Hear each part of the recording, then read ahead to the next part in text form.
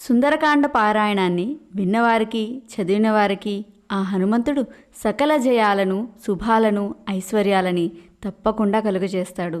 కాబట్టి మీరు కూడా నాతో పాటు ఈ సుందరకాండ పారాయణం చేసి ధరించండి. శ్రీమద్ రామాయణము సుందరకాండ 59వ అధ్యాయము. వాయుదేవుని పుత్రుడైన హనుమంతుడు ఆ మహాసముద్రమును అవలీలగా దాటాడు. హనుమంతుడు ఆకాశంలో సముద్రం మీద ఎగురుతుంటే చూసేవాళ్లకు అతడు ఆకాశమును మింగుతున్నాడా అన్న అనుభూతి కలిగింది. ఆ ప్రకారముగా హనుమంతుడు మేఘముల పంక్తులను దాటుకుంటూ వెళుతున్నాడు. హనుమంతుడు కాసేపు మేఘాల చాటుకు వెళుతూ మరలా బయటకు వస్తూ వాయువేగంతో మేఘాల గుండా ప్రయాణం చేస్తున్నాడు. ఆ ప్రకారముగా ఎగురుతున్న హనుమంతుడు మేఘాల మధ్య దోబూచులాడే చంద్రుడి మాదిరి ప్రకాశిస్తున్నాడు. హనుమంతుడు మేఘాలను చీల్చుకుంటూ పెద్దగా అరుస్తూ వెళుతుంటే ఉరుముతున్న ఆకాశంలో గరుడు ఎగురుతూ వెళుతున్నాడా అన్నట్టు ఉంది. హనుమంతుడు దారిలో తన కోసం ఎదురుచూస్తున్న మైనాక పర్వత శిఖరమును తన చేతితో స్నేహపూర్వకంగా తాకి మరలా విల్లు నుండి వెలువడిన బాణం వలె మహావేగంతో తన ప్రయాణమును కొనసాగించాడు. అలా ఎగురుతూ హనుమంతుడు సముద్రమునకు ఆవల ఒడ్డున ఉన్న మహేంద్రగిరిని సమీపించాడు.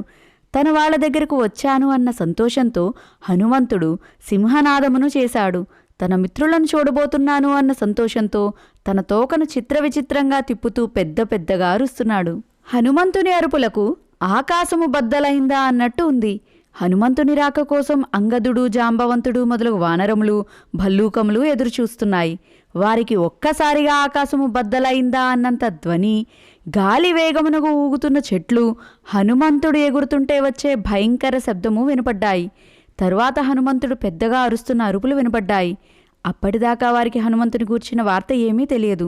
హనుమంతుడు లంకకు చేరాడా, సీతను చూశాడా అని వారిలో వారు తర్కించుకుంటున్నారు. ఇంతలో హనుమంతుని రాకకు గుర్తుగా గాలి వేగము, ఒత్తిడి, హనుమంతుని అరుపులు వినపడ్డాయి.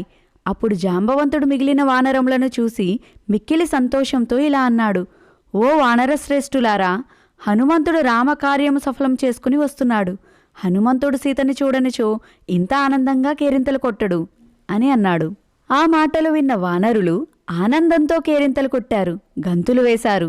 హనుమంతుని చూడవలనని కోరికతో కొంతమంది ఎత్తైన చెట్లను ఎక్కారు, మరికొంతమంది కొండలను గుట్టలను ఎక్కారు. చెట్ల మీద ఎక్కిన వారు ఆ సంతోషంలో చెట్ల కొమ్మలను పట్టుకుని గబగబా ఊపుతున్నారు. అప్పుడు ఆకాశంలో గంభీరమైన ధ్వని వినబడింది. నల్లని మేఘము కదిలి వస్తున్న చప్పుడు అయింది. హనుమంతుడు ఆకాశము నుండి కిందకి దిగి మహేంద్ర పర్వత శిఖరము మీద దిగాడు. హనుమంతుడిని చూసి వానరులందరూ దోసిలి పట్టుకుని నిలబడ్డారు.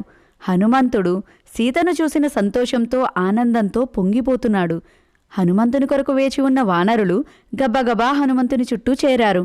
హనుమంతుడిని చూసి వారందరూ ఆనందంతో గంతులు వేశారు. కొంతమంది ఫలములను, కందమూలములను హనుమంతునికిచ్చారు. హనుమంతుడు తనకన్నా పెద్దవారైన జాంబవంతుడు మొదలగు వానరులకు, యువరాజు అంగదునకు నమస్కరించాడు. అప్పుడు హనుమంతుడు వారితో ఒకే ఒక్క మాట అన్నాడు: దృష్టా సీతేతి, సీత చూడబడినది. ఆ మాట విన్న వానరులు ఆనందోత్సాహాలతో ఓలలాడారు.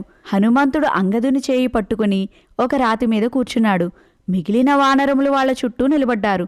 అప్పుడు హనుమంతుడు వారితో ఇలా అన్నాడు: అశోకవనంలో ఉన్న జనకుని కూతురు అయిన సీతను నేను చూశాను. ఆమె కేశ సంస్కారం లేకుండా దీనంగా ఉంది. ఉపవాసములతో ఆమె శరీరం చిక్కిపోయింది. ఆమె మలినమైన వస్త్రములను ధరించి ఉంది. ఆమె చుట్టూ రాక్షస స్త్రీలు కూర్చుని ఉన్నారు. ఆమెకు కాపలాగా ఉన్నారు. సీత ఎప్పుడూ రాముని గురించి ఆలోచిస్తూ రాముడిని చూడవలననే ఆతృతగా ఉంది అని పలికాడు హనుమంతుడు. వానరులందరికీ సీతను చూశాను అన్న మాటలు కర్ణపేయంగా వినిపించాయి. కొందరు సింహనాదం చేశారు, మరికొంతమంది గర్జించారు, మరికొంతమంది కిచకిచమంటూ అరుస్తున్నారు, మరికొందరు తమ తమ తోకలను పైకెత్తి ఆడిస్తున్నారు, మరికొంతమంది అక్కడ ఉన్న కొండలను గుట్టలను ఎక్కి కిందకు దుముకుతున్నారు. వారి ఆనందాన్ని ఆ వానరులు రకరకాలుగా వ్యక్తపరుస్తున్నారు. సీతను చూసిన హనుమంతుడిని వారు అలా అలా తాకి ఆనందిస్తున్నారు. అప్పుడు అంగదుడు హనుమంతునితో ఇలా అన్నాడు: ఓ హనుమా, నీ వంటి బలవంతుడు, ధైర్యవంతుడు, పరాక్రమవంతుడు ముల్లోకములలో లేడు. నీవు కాబట్టి 100 యోజనముల దూరము గల సముద్రమును దాటి లంకకు వెళ్ళగలిగావు. నీ ప్రభుభక్తి ప్రశంసనీయము, నీ శక్తి అమోఘము.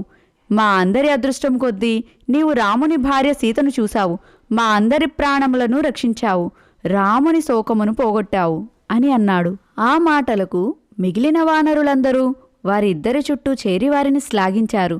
వారందరూ హనుమంతుడు, అంగదుడు, జాంబవంతుని చుట్టూ కూర్చుని, హనుమంతుడు సముద్రమును ఎలా దాటాడు, లంకను ఎలా చేరాడు, లంకలో ఏమేమి చేశాడు అనే విషయములు వినడానికి చాలా కుతూహలంగా ఉన్నారు. వానరులందరూ చుట్టూ కూర్చుని ఉండగా అంగదుడు దేవతల మధ్య ఉన్న ఇంద్రుని వలె ప్రకాశించాడు. హనుమంతుడు కూర్చుని ఉన్న ప్రదేశము కూడా అతని కీర్తితో ప్రకాశించింది. శ్రీమద్ రామాయణము సుందరకాండ 59వ అధ్యాయము సంపూర్ణము. హరి ఓం తత్సత్.